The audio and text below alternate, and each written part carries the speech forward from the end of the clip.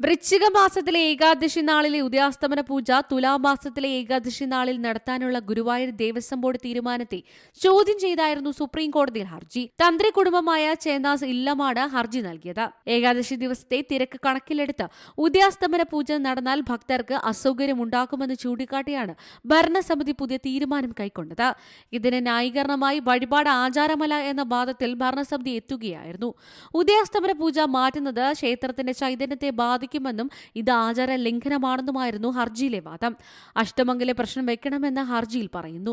ഇതിനു പിന്നാലെയാണ് ഹർജിയിൽ ഗുരുവായൂർ ദേവസ്വത്തിന് സുപ്രീം കോടതി നോട്ടീസ് അയച്ചത്. ആചാരങ്ങൾ അതേപടി തുടരേണ്ടതായിരുന്നുവെന്ന് അറിയിച്ച സുപ്രീം കോടതി വെബ്സൈറ്റിലെ പൂജാ പട്ടിക തുടരാൻ നിർദ്ദേശിച്ചു. ഹൈക്കോടതിയിൽ നിന്ന് അനുകൂല വിധി ഉണ്ടാകാത്തത് മൂലമാണ് ഹർജിക്കാർ സുപ്രീം കോടതിയെ സമീപിച്ചത്. News desk C Malayalam news. പുതിയ വാർത്തകളും വിശേഷങ്ങളും ഇനി വിരൽ തുമ്പിൽ. എല്ലാ ഡിജിറ്റൽ പ്ലാറ്റ്ഫോമുകളിലും ഇപ്പോൾ സി മലയാളം ന്യൂസ് ലഭ്യം.